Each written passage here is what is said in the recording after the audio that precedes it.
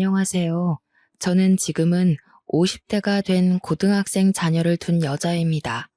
이리저리 사연들을 구경만 하다가 제가 직접 저의 이야기를 쓰려니 긴장되는군요. 제가 들려드릴 이야기는 누구에게나 있을 법한 일이고 과거 남아 선호 사상이 한참 만연했을 때의 이야기입니다.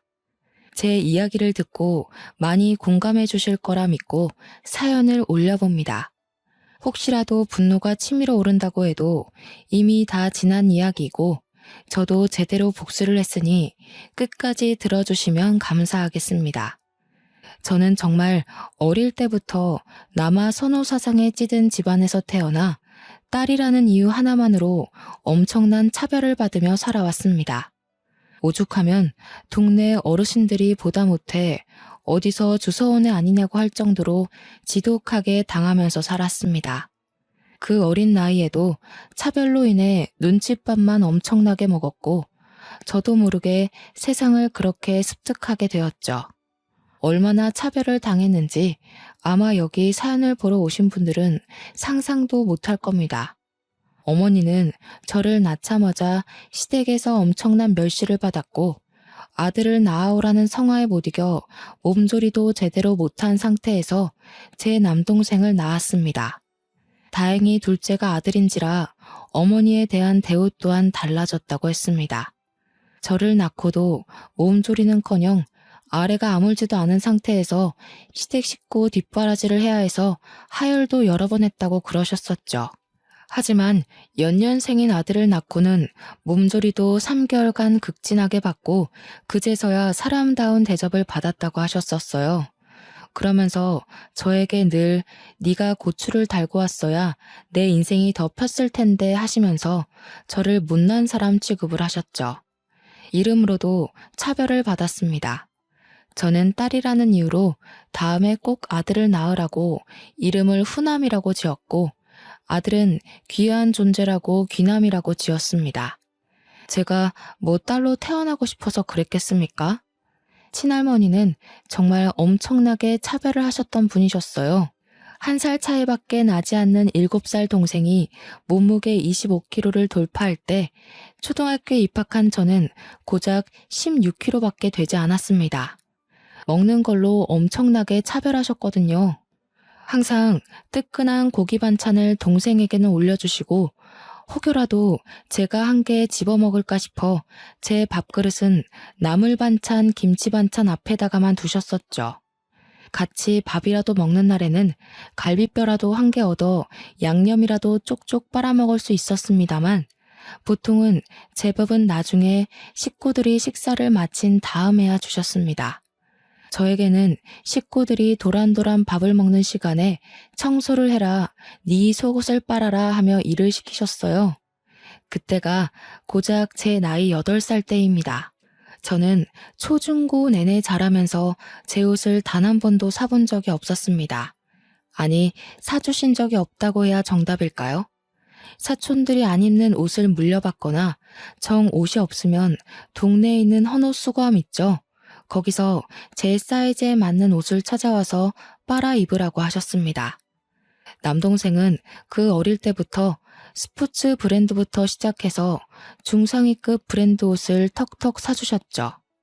저는 5일장에서나 살 수 있을 법한 고무 운동화를 신고 다니는 동안 동생은 나이키며 아디다스며 각종 브랜드 신발 신상이 나오면 막 사주셨고요. 오죽하면 제 동생이 저한테 누나라고 불러본 적이 없었습니다. 당연했죠. 가족 어르신들이 그렇게나 차별하는데 동생이 제가 누나로 보였을까요? 그냥 말 못하고 시키는 대로 하는 몸종 같아 보였겠죠. 이거 해라 저거 해라 동생의 깐깐함도 제가 다 뒤집었어야만 했습니다. 자칫하다가 동생을 울리는 날이라도 오면 정말 쌀이대로 매타작을 받아야만 했습니다. 밥만 축내는 망할년. 고추도 없이 태어나서는 뭘 저렇게 처먹기는 잘 처먹는지. 저는 말라붙은 찬밥 덩어리에 김치를 먹으면서도 저런 소리를 들어야 했습니다. 동생과 할머니 손을 붙잡고 슈퍼라도 가는 날에는 너무나도 곤욕스러웠습니다. 맛 좋아 보이는 빵과 과일, 과자들이 즐비한데 제가 살 수 있는 물건은 단 한 개도 없었으니까 말입니다. 동생은 비싼 바나나를 턱턱 담고 과자들을 한아름 담아 할머니 방에 숨겨두고 거기서 몰래 하나씩 하나씩 까먹었죠. 저에게 단 한 개의 과자도 빼앗기지 않기 위해 그런 짓을 했었습니다. 저희 부모님도 똑같은 사람이었습니다. 아버지란 사람은 제게 아예 관심이 없었고 어머니란 사람은 저를 챙겼다간 자기도 매타작 받을 게 뻔하다면서 저를 멀리했죠. 어느 날은 깡마르고 볼품없이 해진 옷을 입고 다니는 제가 불쌍했는지 슈퍼집 할머니가 저만 몰래 부르시더라고요. 아가야, 우째 이리 불쌍하게 사노. 이거 내 몰래 줄 테니께는 들키지 말고 혼자 무라. 알았지? 슈퍼집 할머니는 제게 비싼 과자를 하나 손에 쥐어주셨어요. 그게 저에게 처음으로 베풀어진 친절이었다고 하시면 믿으시겠어요? 동네 사람들은 한마음 한뜻으로 제가 주서원에 갔다면서 저를 불쌍히 여기고 몰래 도움을 주시곤 했죠. 과자를 하나 받아온 저는 방에서 몰래 과자를 뜯어먹다가 동생에게 걸렸죠. 슈퍼집 할머니가 아무에게도 들키지 말고 혼자 먹으라고 했기 때문에 나눠 먹자는 동생에게 절대로 나눠줄 수 없다고 했고 잔뜩 성이 난 동생이 울면서 할머니에게 달려가 고자질을 했어요. 할머니는 성큼성큼 큰 발로 쫓아와 저를 혼내셨죠. 야, 이 도둑년아. 내가 너그 동생 먹으라고 사다 놓은 과자를 몰래 훔쳐간 것도 모자라서 동생이 나눠 먹자는데 그걸 안 주고 앉았나? 도둑년 아니에요. 슈퍼집 할머니가 저 먹으라고 주신 거예요. 그 짠순이 할매가 퍽이나 네 먹으라고 줬겠다. 지들 집 손주한테도 돈 내고 사 먹으라 하는 할매인데 네가 뭐 이쁘다고 니한테 그걸 주니? 진짜예요. 이거 아무도 주지 말고 저 혼자 먹으라고 줬단 말이에요. 엄마가 거짓말 치면 혼난다고 했지. 엄마는 동생과 할머니 편에 서서 오히려 나서서 저를 혼내셨죠. 그렇게 등짝을 얻어맞고 비싼 과자는 2개밖에 먹질 못하고 동생에게 빼앗겼습니다.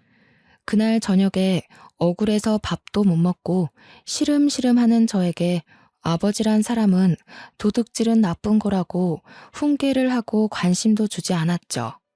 저는 너무나도 서러웠습니다. 그렇게 유소년 시절을 버티고 버텼습니다. 어떻게든 대학은 다른 지방으로 가서 독립을 하겠다는 마음뿐이었죠. 그래도 공부는 꽤나 했기 때문에 서울에 있는 기숙사 학교도 노려볼만 하다고 생각했습니다. 하지만 그런 제 마음은 산산조각이 났죠. 수능을 치르고 온 날 예상외로 더 좋은 성적이 나와 원서를 쓰게 된 돈을 좀 보태달라고 부모님께 말씀드리니 기가 차다는 듯이 콧방귀를 끼셨습니다. 얘가 무슨 헛바람이 들어서 대학을 가겠다고 하는 거야? 니는 네 동생이 대학 갈 거 보고 뒷바라지할 준비를 해야지. 어디 지지배가 대학을 가서 공부를 하겠다고 돈을 달라 할 수가 있어? 네 원서 쓸 돈도 없으면서 어떻게 등록금 내고 생활비 쓰고 하려고. 저는 말문이 턱 막혔습니다. 대학을 가겠다는 생각 자체가 틀려먹은 거라면서 저에게 동네 근교 외진 고속도로 길 앞에 있는 공장에 취직을 하라고 하더군요. 거기는 늘 사람이 부족하다고 했다면서 여태까지 먹여주고 입혀주고 했으니 그 돈을 갚아야 하지 않겠느냐 했습니다. 너무 서운해하지 말거라. 자고로 아들이 기둥이고 아들이 우리 집안을 일으킬 운명이니까는 너는 그 뒷바라지 잘만 하면 된다. 네 동생이 잘 되고 나서 설마 네 모른 척 하겠나? 그리고 어차피 네 동생이 우리도 모시고 살고 할 낀데 당연히 동생이 잘 돼야 가정이 평안한 기라. 저는 그렇게 매일 아침 셔틀버스를 타고 공장으로 출퇴근을 해야 했습니다. 동창들은 대학에 가기도 했고 재수를 하기도 했고 담임 선생님은 저의 성적을 보시고는 대학 진학을 포기한 것을 너무나도 아쉬워하셨습니다. 저는 그날 담임 선생님을 붙잡고 엉엉 울어버리고 말았죠. 집안에서 차별을 받는 것도 서러운데 성적이 잘 나와도 배우고 싶은 공부를 더 못한다는 서름은 정말 감출 수 없었습니다.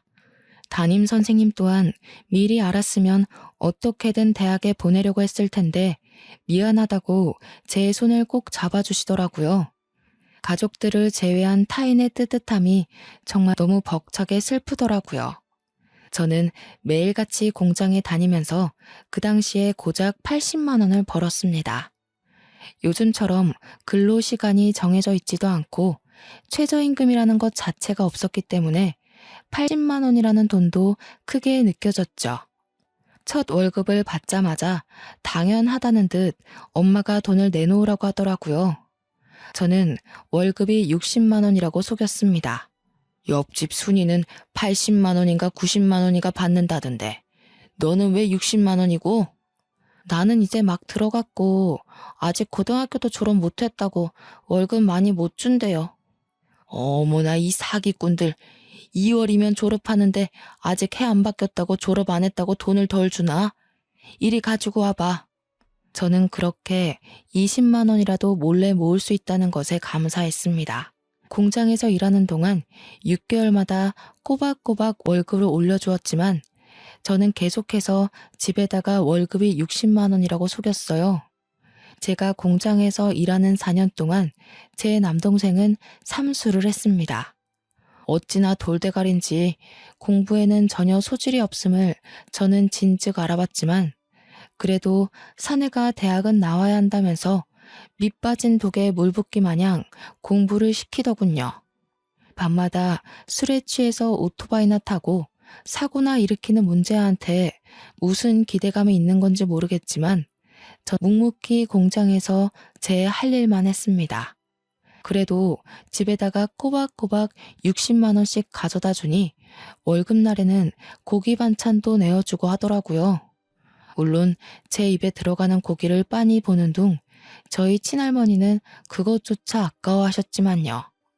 저는 몰래 만들어둔 통장의 잔고를 확인하면서 행복해했습니다. 매달 20만 원씩 모았던 돈이 월급이 오르면서 저금하는 돈이 점점 많아졌죠. 그 와중에 삼수하던 동생이 지방에 있는 전문대에 추가 합격으로 입학을 하게 되었다는 소식을 들었습니다. 등록금만 내면 들어갈 수 있을 법한 그런 학교였음에도 대학에 드디어 합격했다면서 가족들은 잔치가 열렸죠. 우리 귀남이가 대학을 저쪽 지방으로 가게 돼서 이제 집을 나가 살아야 하는데 후남이 니 모은 돈 좀 있다며? 제가 돈이 어딨어요. 월급 다 엄마 드리고 있는데. 뭐라는 거야 정말. 네 은행 가서 물어보니까는 매달 붓고 있는 적금 통장 있다 하던데. 내가 그거 금액도 다 확인하고 왔으니 얻는 통장 내놔라. 은행 가서 확인을 해봤다고요? 그래. 네 그거 벌써 2천만 원 넘게 모았던데. 딱 우리 귀남이 자취방 구할 돈으로 적당하더라 얘. 빨리 돈 내놔.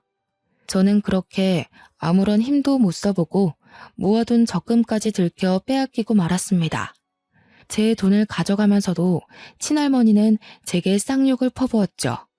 더러운 년이 뒷공무니로 돈을 숨기고 있었어. 은혜도 모르는 년. 지 동생 위에 써주는 걸 감사하게 생각해야지. 어디 돈을 들고 튀려고 저 망할 년. 아주 사고나 크게 한번 나서 뒤져버려도 시원치 않을 년. 저는 정말 서러워서 목이 턱 막혔습니다. 바보같이 악이라도 한번 써봤어야 했는데 그러지도 못하고 방에서 다음날 출근 준비를 해야만 했죠. 동생은 제게 놀리듯이 잘 쓸게 한마디 하고는 집을 구하러 다녀야겠다고 방은 원룸보단 투룸이 좋겠다고 신나서 떠들고 있었습니다. 저는 다음날 퉁퉁 부은 눈으로 출근을 했고 평소 친하게 지내던 언니에게 이 모든 이야기를 털어놓았습니다. 언니는 제게 아주 잠깐 고민을 하더니 집을 탈출하고 싶으냐고 영영 인연을 끊고 살고 싶으냐고 묻더라고요. 그러면 후남이 너 내가 서울에 있는 좋은 일자리가 하나 있는데 거기 소개시켜줄까? 서울이요? 제가 갈 수 있을까요? 응, 거기 지금 대규모로 채용하고 있어서 아마 네 경력이면 붙고도 남을 거야. 대기업 공장이라서 일은 지금이랑 비슷한데 복지도 훨씬 좋고 월급도 2배 이상일걸? 숙식도 제공되니까 집 구할 필요도 없어. 그럼 언니가 가야지 왜 저한테 소개를 시켜줘요? 언니는 남자친구 때문에 이 동네에서 벗어나기 힘든 거 알잖아. 우리 곧 결혼할지도 모르고. 아무튼 후남이 네가 가면 딱 좋겠다. 저는 언니의 말을 듣고 그 공장에 입사 원서를 냈고 최종 합격까지 일사천리로 정해졌습니다. 저는 가족들에게 아무런 말도 하지 않고 떠날 준비를 차근차근 했죠. 미리 회사의 사정을 이야기하고는 기숙사 주소로 택배를 통해 몇 개 없는 짐을 붙여놓고 출근을 하는 척하면서 그대로 서울로 도망을 쳤습니다. 당연히 가족들과 연관되어 있는 통장들도 전부 해지했습니다. 휴대폰은 당연히 집에다가 버리듯이 두고 왔고 정확히 몇 달 뒤 해지하고 새로운 휴대폰을 개통했죠. 대기업이라 그런지 정말 좋았습니다. 기숙사도 살던 집보다 훨씬 좋은 환경이었고 틈틈이 제가 좋아하는 공부를 할 수도 있었습니다. 일의 강도는 비슷했으나 근로 시간을 넘어서면 추가 수당이 붙어서 월급은 원래 받던 공장보다 정말 2배 가까이 받을 수 있었고요. 처음에 3교대 일을 하면서 월급 통장에 200만 원이 찍혀본 것을 보고 놀라움을 금치 못했습니다. 저는 정말 열심히 그리고 악착같이 돈을 모았습니다. 여기서는 배달 음식을 시켜 먹는 일이 드물었고 밥도 삼시세끼 다 나왔고요. 제가 뭐 옷이나 가방 같은 데에 돈을 쓰는 사람도 아니었기 때문에 고스란히 월급 자체가 적금이나 다름없었습니다. 그러다가 공장에서 남자를 한 명 알게 되었습니다. 저와 같은 교대조 사람은 아니었고 그분은 관리직으로 입사를 해서 저처럼 단순 노동을 하는 것이 아닌 인사팀 쪽에서 사람들 관리하는 사람이었습니다. 훤칠한 키에 다부진 몸, 얼굴에 큰 흉터가 있어 조금 무섭게 생긴 사람이었지만 성격만큼은 온순한 사슴 같은 남자였죠. 알고 보니 남자는 꽤 유명했던 태권도 선수였더라고요. 저는 TV를 제대로 본 적이 없어서 초면이었지만 회사 내에서는 유명인이나 다름없었습니다. 전국체전에서 메달을 딴 적도 있는 사람이라고 했어요. 얼굴에 큰 흉터도 운동하다가 생긴 상처라고 하더라고요. 하지만 발목에 심한 부상을 입고 더 이상 태권도를 할 수 없어서 대기업에서 특기자로 취직하게 되었고 전혀 상관은 없지만 이곳 인사팀에서 일을 하게 되었다고 설명해 주더라고요. 당연히 연애라고는 전혀 모르던 제게 그의 친절함은 더욱 과하게 다가오게 되었고 저는 순식간에 그 남자에게 온통 제 마음을 빼앗겨버리고 말았습니다. 그 사람 또한 저의 가정사를 듣고 나서 같이 아파하면서 저의 마음을 다독여 주었죠.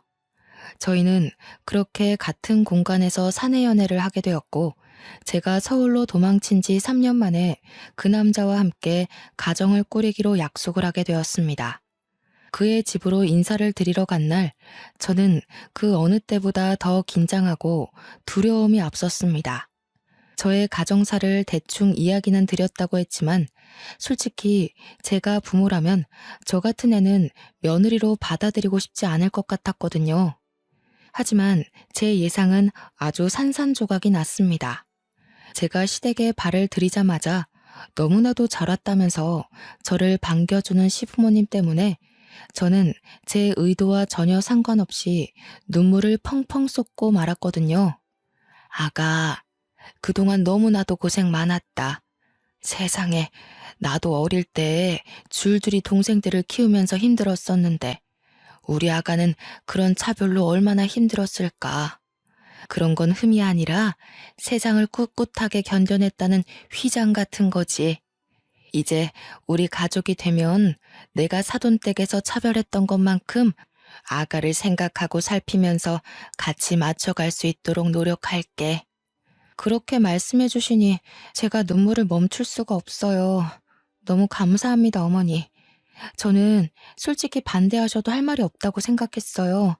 이렇게까지 환대를 해주시니 제가 어떻게 더 기쁠 수 있을지. 하지만 지금 제가 도망치듯 집을 떠난 터라 부모님께서는 제가 어디서 뭘 하는지 모르세요. 그렇게 차별을 받고 자랐으니 알리고 싶지 않은 게 당연하지. 우리는 그걸 흠으로 잡을 생각 없다. 아가가 하고 싶은 대로 하렴. 혼주석이야 비워두어도 전혀 부끄러울 거 없단다. 저는 시댁 식구들의 배려로 혼주석을 비운 채 결혼을 진행할 수 있었습니다. 저는 딱히 초대할 만한 친구들도 없어서 결혼식을 약소하게 진행하고 싶었지만 시아버지께서 워낙 사업을 크게 하시기도 하셨고 남편 손님들도 꽤 많아서 성대하게 치러졌어요. 그래서 저는 지금 회사에 취직할 수 있도록 도와준 고향 언니를 초대하였습니다. 오랜만에 연락이 닿은 언니는 너무나도 축하한다면서 저의 결혼식에 남편과 한달음에 달려왔습니다. 제가 그간 고생했던 것도 알고 있었기 때문에 눈물을 글썽이며 진심으로 저의 결혼식을 축하해 주었어요. 언니는 아직도 그 공장에 다닌다며 아주 짧게 회포를 풀고는 저희 부모님의 소식도 간략하게 전해 주었습니다. 너 그렇게 서울로 떠난 다음에 아주 난리가 났었어. 앞으로 돈은 어쩌냐고, 누가 벌어오냐고 소리치면서 회사까지 찾아와서는 너 어딨냐고 난리 나고, 아무도 모른다고 나도 모른다 잡았대니까 공장에 한 일주일 동안 너 기다린다고 매일같이 찾아왔었다. 네 동생은 학교도 자퇴하고 집으로 들어오더니 보증금도 다 먹고 노느라 까먹었다고 돈 내놓으라고 난리치고 너네 할머니도 시름시름 앓다가 돌아가셨어. 저는 친할머니가 돌아가셨다는 소식은 조금 의외였지만 어차피 제게 연락할 방도가 없어서 전해주지 못했을 터라 그런가 보다 하고 넘어갔습니다. 결혼식이 끝날 때까지 자리를 지켜준 언니에게 고맙다고 인사를 시키고 남편도 소개시켜줬어요. 언니는 태권도 선수였던 남편을 기억하고는 신기해했습니다. 그렇게 결혼식을 무사히 마치고 신혼여행도 난생 처음 타보는 비행기를 타고 해외로 다녀왔습니다. 챙길 친정 식구들이 없었기 때문에 시댁 식구들의 선물을 잔뜩 사들고는 돌아와 인사를 드리고 드디어 신혼집에 발을 들이게 되었어요. 신혼집은 정말 내 집이라는 생각이 들 만큼 애정이 서린 곳이었답니다. 둘이 살기에 충분하다 못해 넘치는 30평형대 아파트는 어서 나와 남편을 닮은 아이를 낳아 키우고 싶다는 생각이 절로 들게 만드는 집이었어요. 그렇게 행복한 시간만 보내면 된다고 안심하던 때쯤 집에 불청객이 찾아왔습니다. 고향 언니가 제 결혼식에 다녀온 뒤 동네 친구들에게 제가 태권도 선수였던 남편과 결혼하게 된 이야기를 했는데 그게 전달되어 동생한테까지 들어가게 된 것이었어요. 동생은 당연히 인터넷에 남편 이름을 쳐보았고 근황 기사에 한 줄 짤막하게 뜬 저의 결혼 소식을 보고는 수소문해서 찾아오게 된 것이었습니다. 저는 집에 방문할 사람이 없어 누군지 몰라 문을 벌컥 열었다가 잔뜩 심술이 나 있는 엄마와 동생을 보고는 소스라치게 놀랐죠. 어릴 때 당했던 정신적으로, 육체적으로 힘들었던 그 기억들이 떠오르면서 저는 현관 앞에서 굳어버렸어요. 당당하게 저를 밀치고 들어와 저희 집을 쑥 둘러보는데 저녁을 같이 준비하던 남편이 무슨 일인가 싶어 현관으로 오던 중 저희 엄마와 남동생과 딱 마주쳤습니다. 집도 좋은데 얻었네. 망하려니 네 동생 버리고 가서 악착같이 벌어다가 이런 집을 샀어? 너 그렇게 도망간 다음에 네 동생이고 우리 가족이고 얼마나 힘들었는지 알아? 키워준 은혜도 모르는 년이 도망가더라도 매달 생활비는 보내야 할 거 아니야? 제가 그 정도 했으면 됐죠. 뭘 더 바라시는 건지 모르겠네요. 제가 모아둔 돈 싹 털어서 동생 자취방까지 얻어줘 놓고 제가 뭘 어쨌다고 여기까지 찾아와서 이러세요? 이제 나도 늙고 힘에 부쳐서 딸이 해주는 밥 얻어먹고 살아야겠다. 여기 집에 방도 많은데 우리 방 하나 내어주면 아주 살기 좋겠어.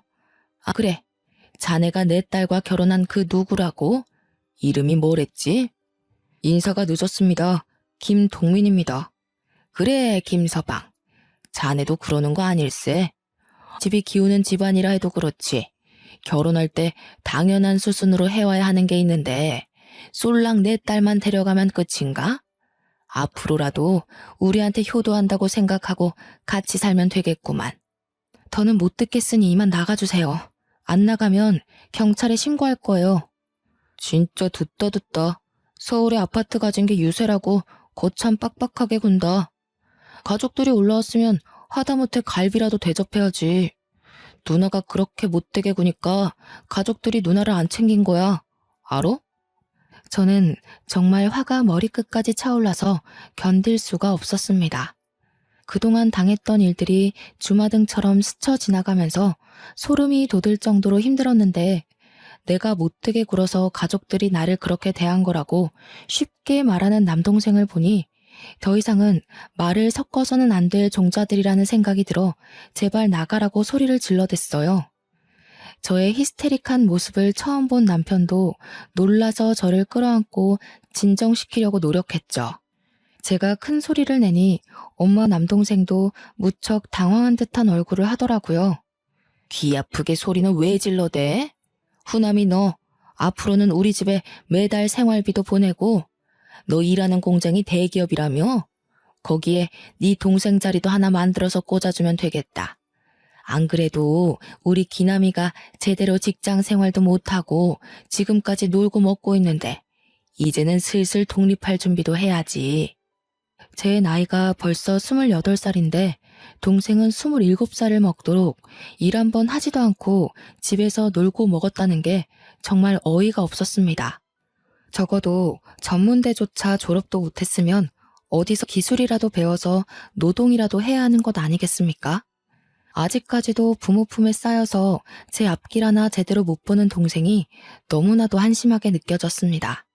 근데 김서방 얼굴에 그 흉터는 패싸움이라도 하다가 생긴 건가? 우리 귀남이 이야기 들어보니까 힘 좀 쓰던 사람이라고 하던데 운동을 열심히 한 게 아니라 어디 양아치 무리들이랑 노느라 힘쓴 거 아닌가 싶네. 남편은 정말 황당하다는 얼굴을 했지만 그래도 딴에는 제 엄마라고 제 가족이라고 앞에선 대놓고 아무 말도 못하더라고요.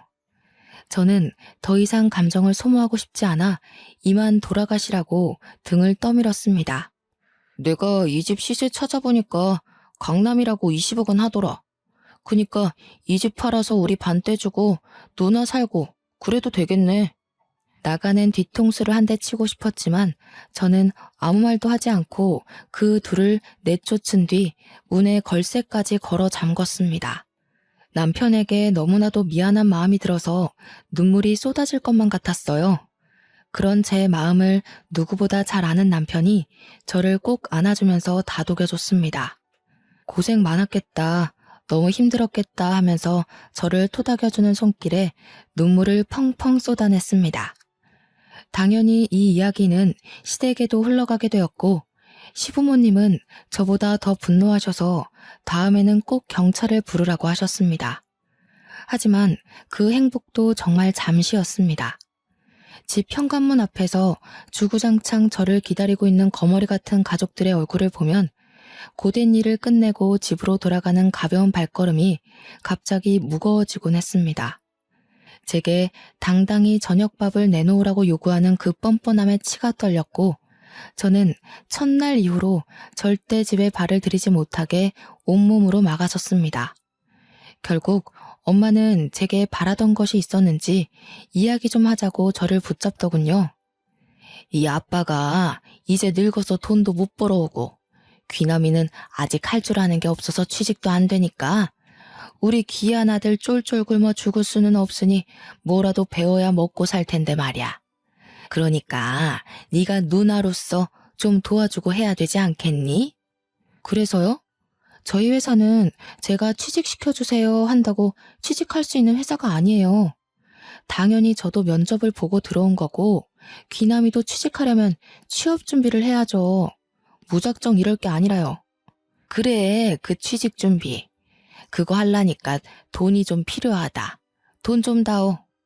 저는 취업 준비를 하는데 무슨 돈이 필요한지는 모르겠지만 매일같이 찾아오는 스트레스를 겪는 것보다 차라리 돈을 쥐어주는 게 편할 것 같았습니다. 저도 결혼하느라 돈 다 써서 돈 없어요. 하지만 이 돈을 마지막으로 앞으로 저와의 인연을 끊겠다고 약속하시면 어떻게든 마련해 볼게요. 나도 너같이 은혜도 모르고 가족도 모른 척하는 망할년이랑 인연을 이어가고 싶은 생각 없다. 3천만 원 정도만 해와. 1만 원이 이 집 개 이름인 줄 아는 저희 엄마에게 알겠다고 약속을 했습니다. 돈 3천으로 더 이상 안 보고 살 수 있다면 오히려 그 돈이 아깝지 않을 정도였거든요. 저는 다음날 바로 은행에 가서 적금 통장을 깨고 그 돈을 모두 엄마에게 송금을 했습니다. 그러자 매일같이 아파트 입구에서 기다리던 그 지긋지긋한 가족들이 보이지 않더라고요. 하지만 그것도 아주 잠시였죠. 열흘쯤 지나니 이번엔 아빠가 찾아왔더라고요. 네 엄마한테는 3천 주고 왜 나한테는 아무것도 안 줘? 너네 할매가 너 딸인 거 알고 지우라고 난리를 치는 거 내가 막아서 네가 태어난 거다. 알어? 나 준 은혜도 모르고 지 어미만 챙기는 꼬라지하고는. 나한테도 3천만 원 줘. 정말 저는 아빠와 이렇게 긴 대화를 나눠본 기억이 없었습니다. 살면서 제일 오랜 시간 나눈 대화가 돈 달라는 이야기라니. 제 삶이 얼마나 척척했겠습니까? 그날 저녁 저는 엄마에게 3천만 원을 송금한 이야기, 아빠가 찾아온 이야기를 남편에게 했습니다. 남편은 아주 진지하게 고민을 하더니 제게 말했어요. 내가 우리 후남씨 자존심 상할까봐, 그리고 또 가족들 이야기라 어떻게 전달하는 게 좋을지 모르겠어서 입을 다물고 있었는데, 아무리 그래도 딸한테 그렇게 나쁜 말을 뱉는 건 난 부모의 자격이 없다고 생각해.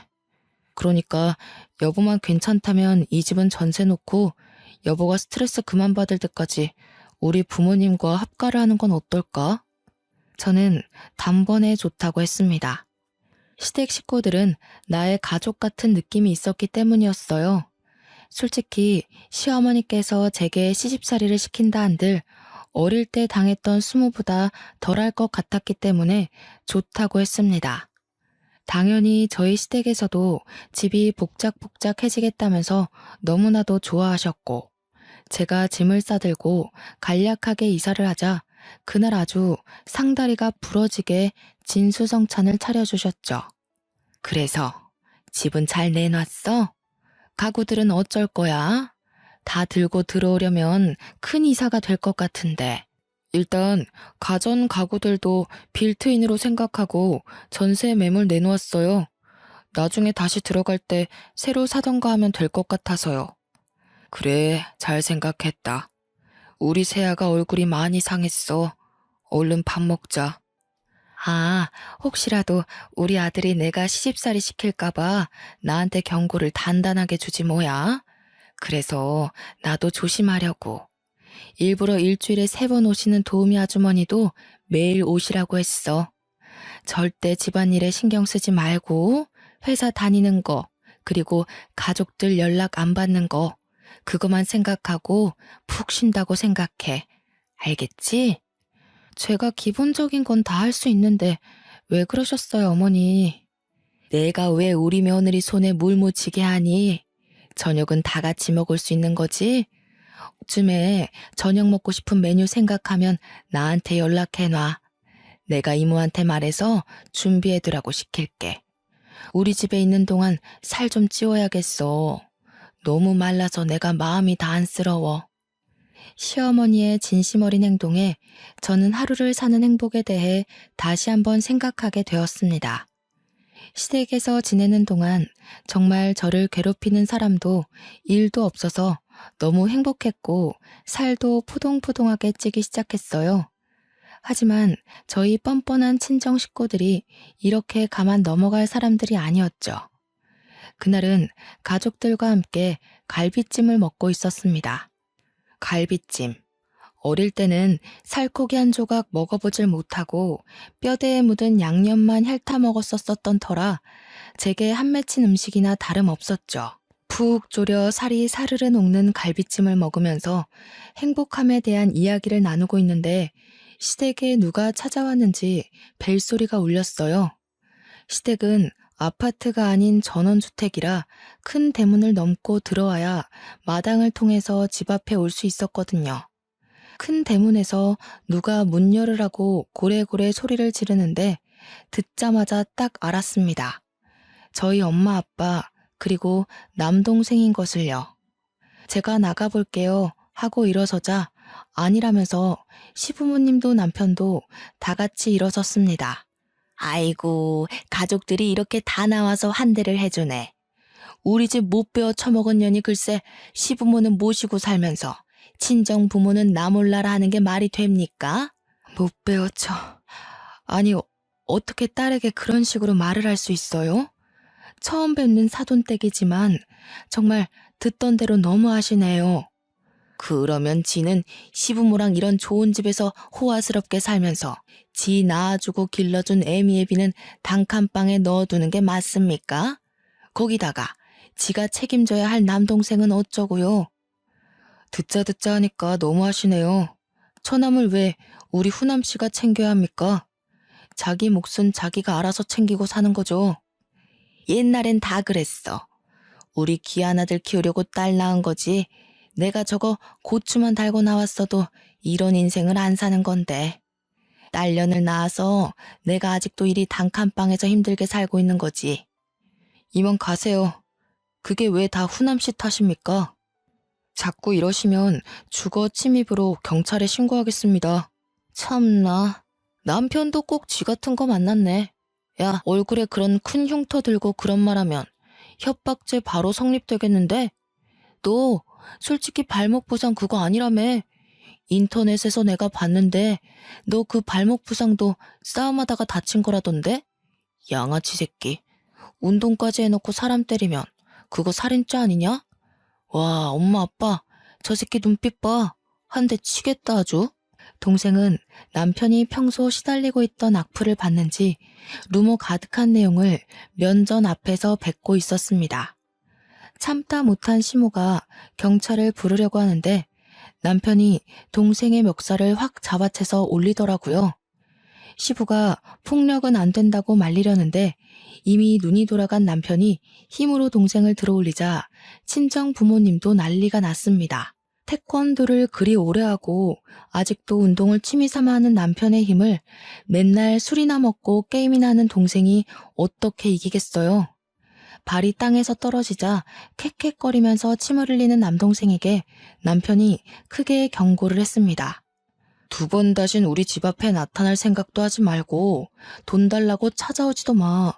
그리고 말이라는 거 그렇게 함부로 뱉으라고 있는 거 아니야. 알겠어? 내가 우리 후남씨 상처받는 거 옆에서 보면서 참고 참았는데 뚫린 입이라고 그렇게 짓거리고 다니면 너 진짜 뒤진다.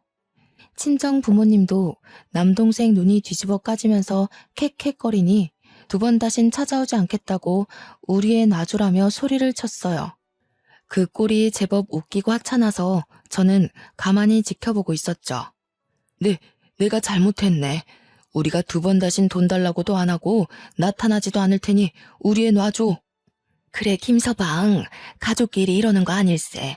우리가 하란 대로 할 테니 우리 귀남이 죽겠어. 내팽겨치듯 멱살을 풀어주니 바닥에 철푸덕 자빠지는 꼴이 우스워서 저는 웃고 말았습니다. 기침을 크게 몇 번 한 동생은 호흡을 크게 하면서 벌벌 떨더라고요. 살면서 그런 취급을 받아본 적이 없으니 꽤나 놀랐을 겁니다. 뒷공문이 빠지게 돌아서는 3명의 모습을 보니 속이 참 시원하더라고요. 시아버지는 한 번만 더 찾아오면 경찰을 부를 거라고 뒤통수에 대고 소리를 쳤고 시어머니는 제 손을 꼭 잡아주었습니다. 남편은 저보고 식어버린 갈비찜을 어쩌냐며 매일 다시 먹자고 아무렇지 않게 이야기하더라고요. 참 든든했어요. 그렇게 저희는 시댁에서 전세 기간이 끝날 때까지 2년을 지냈고 그 이후에 다시 저희 둘만의 보금자리로 돌아왔습니다. 시간이 흐르고 흘러 제 나이가 30 중반에 다다르자 시댁에서도 슬슬 아이를 기다리는 눈치더라고요. 그래서 저희는 이제 아이를 낳자는 계획을 세우고 저는 10년을 넘게 다닌 회사도 퇴직을 하기로 마음먹었습니다. 하지만 행복함이 오래 지속되면 그만큼 불안함도 따르는 법이었죠. 근 5년 만에 다시 친정엄마가 제 앞에 나타나더라고요. 저는 치가 떨려서 상종도 하고 싶지 않았습니다. 저에게 남편은 어디 갔느냐고 넌지시 물어보는 게 낌새가 조금 이상해서 왜 그러시냐 반문을 했습니다. 우리 귀남이가 그 간암이라서 간이식을 받아야 한다고 하는데 저는 아주 기가 막혔습니다. 정신 못 차린 동생이 매일같이 술 처먹고 게임만 하고 담배만 피우다가 간암에 걸리고 만 것입니다. 간암에 걸린 동생을 위해 친정 가족들 모두 검사를 했지만 유일하게 일치했던 아버지는 몸이 이미 노쇠하여 이식을 할 수 없다고 하더라고요. 결국 저에게까지 간이식을 위해 찾아온 것이었습니다. 저는 절대 이식 못 해줍니다. 이제 아이도 가질 예정이고 귀남이가 제 인생에 그렇게 중요한 사람도 아니고요. 분명 제 남편이 2번 다신 찾아오지 말라고 했는데 아직도 그 말이 우스운 건지 저한테 그동안 했던 걸 생각하면 제게 간이식을 해달라고 할 수 없을 텐데요. 그래도 하나뿐인 네 동생이다. 우리 집안을 먹여 살리고 일으켜 세울 기둥인데 이렇게 허무하게 보낼 수 없지 않니? 검사해서 이식 좀 해다오. 우리 귀남이 없으면 내가 어떻게 사니? 내 인생의 전부인데. 그러길래 애초에 술, 담배도 못하게 하고 밖에 나가서 일을 하게 바른 길로 엄마가 인도를 했어야죠. 애를 오냐오냐 키우니 결국엔 이런 몹쓸 병도 걸리는 거 아니겠어요? 그 뒤로도 몇 번이나 저를 찾아왔고 이 사실을 알게 된 남편이 결국 경찰에 저희 친정 부모님을 신고했습니다. 시아버지 또한 제 의견을 물어보시더니 제가 강력한 처벌을 원하자 변호사를 바로 선임해 주셨고요. 시어머니께서도 집에 찾아오는 게 불편하시면 언제든 시댁으로 들어오라고 말씀해 주셨어요. 결국 제게 생떼를 부리며 난동을 치던 저희 엄마 아빠는 남편이 신고한 경찰에게 붙잡혀갔고 경찰서에서 저는 정확한 처리를 요구했습니다. 결국 소송까지는 가지 못했지만 유능한 변호사님 덕분에 접근금지 신청은 가능했어요. 세상에 핏줄이라고 꼭 제 모든 걸 희생해야 하는 건 아니에요. 저한테 간이라도 맡겨놓으셨어요? 어릴 때부터 겪었던 그 서름이 커서도 얼마나 크게 작용하는지 이게 다 인과응보입니다. 귀남이가 죽던 말던 저랑은 상관없으니 알아서들 하시고 2번 다신 제 앞에 나타나지 마세요. 네가 누나가 돼서 간 하나 못 주는 게 말이니? 네가 다 귀남이를 위해 희생을 해야 사돈이라고 부르고 싶지도 않지만 안 싸더니 그런 식으로 여태 우리 며느리를 대했으니 우리 며느리가 그 가족을 위해 뭐라도 하나 하고 싶겠습니까? 검은 머리 짐승이라고 사람이 어떻게 자기 배에 10달을 품어 낳은 자식에게 이런 소리를 아무렇지 않게 할 수 있습니까? 2번 대신 우리 며느리 우리 가족 눈앞에 띄지 마시죠. 그 뒤로도 접근금지 명령을 어기고 몇 번이나 저를 찾아와 화도 내고 애원도 하고 울면서 난리를 쳤지만 저는 끄덕하지 않았습니다. 결국에 귀남이는 간암이 전이되고 급속도로 진행되는 바람에 1년도 채 버티지 못하고 죽었다고 하더라고요. 그렇게 제 것이 아닌 것까지 욕심을 내고 살더니 저보다 더 많은 걸 누리지 못하고 떠났네요. 저는 그 일이 있고 나서 바로 아이를 임신했습니다. 제가 임신을 하고 배가 산 만큼 부풀어 오르자 저를 몰래 지켜보고 있던 친정엄마가 뻔뻔하게 나타나기도 했었네요. 이제 너도 자식을 낳을 테니 우리 마음을 이해할 수 있을 거다. 귀남이도 그렇게 떠나고 자식은 너 하나밖에 없는데 너라도 이제 우리 모시고 살아야 하지 않겠니? 그래야 너도 나중에 자식 보기 부끄럽지 않고 후회도 하지 않을 거다. 당장 썩 꺼지세요. 지금도 접근금지 명령 유효한 거 아시죠? 제가 지금 바로 경찰에 신고하면 그 나이에 유치장 신세 질 수도 있습니다. 남편이 나타나서 험악한 표정으로 말을 하자 친정엄마는 뒤도 안 돌아보고 도망을 갔습니다. 저렇게 나약하고 비열하고 강한 사람 앞에선 아무 말도 못하는 종자였다니. 그런 사람에게 그 오랜 시간 괴롭힘을 당하고 살았다고 생각하니 너무나도 한탄스러웠습니다. 하지만 그런 친정 부모를 대신하여 한결같이 저를 사랑해주고 아껴주는 남편과 시댁 식구들이 있어서 저는 더할 나위 없이 행복했어요. 저는 아주 순산을 했고 그렇게 낳은 아이가 벌써 고등학교에 진학했습니다. 그 이후로 친정 부모님이 어떻게 사는 뭘 하고 사는지 소식은 전혀 들리지 않네요. 오히려 다행이라고 생각합니다. 나이가 들고 나니 그들의 행동이 이해는 가지 않지만 불행하게 사는지 불행한 마음은 조금 들거든요. 하지만 제 곁을 지켜준 가족들 덕에 마음을 다잡고 하루하루 감사하게 살고 있습니다. 제 사연이 어떠셨나요? 속이 조금 후련하신가요? 저는 지금 너무나도 행복하답니다. 지금까지 제 이야기 들어주시고 공감해 주셔서 감사합니다. 모두 행복한 하루 보내세요.